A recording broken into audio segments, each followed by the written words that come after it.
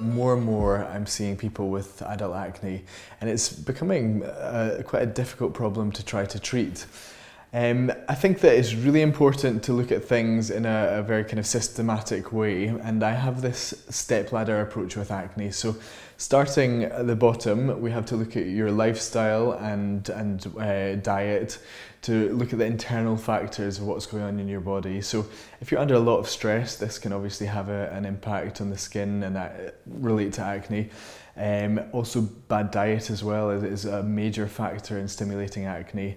Hormonal status is probably one of the biggest factors, and this is unfortunately something that is very difficult to treat. But whenever you come in for a consultation, what I would go through is what's going on in your life, what sort of diet you're having. If you're eating lots of milk-based products or animal-based products, we could think of a way to try and cut that down. Also improving the way that you supplement in your diet, and a lot of people find this really helps. The second step in the ladder would be skincare. So looking at what you're using topically on the skin, because acne is a multifactorial condition.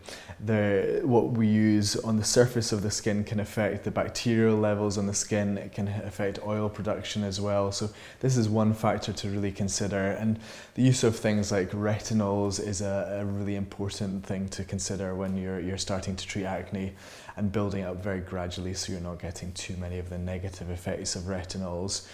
Then looking at things like slightly more invasive treatments, but not things that are going to cause much downtime. So treatments like TheraClear, which is an IPL that I do that basically targets the bacteria on the skin that drives the whole acne process, what the bacteria are called P. acne.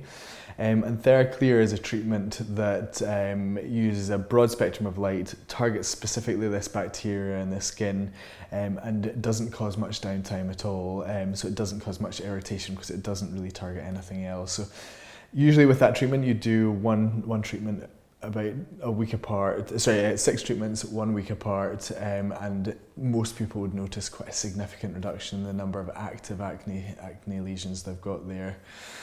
Also thinking at this stage, a slightly more advanced thing about prescription level oral retinols as well, things like isotretinoin or Roaccutane.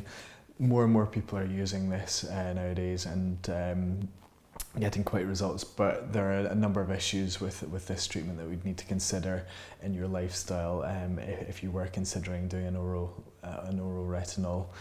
Then the next step on would be more invasive treatments, so things like skin resurfacing, more ablative lasers, steroid injections into individual acne cysts, and treating the after effects of acne, so things like acne scarring down the line, and what we can do to reduce redness associated with it, and also the deeper pitted scars that you sometimes get with longer term acne issues. And I'm going to do a separate video on that one.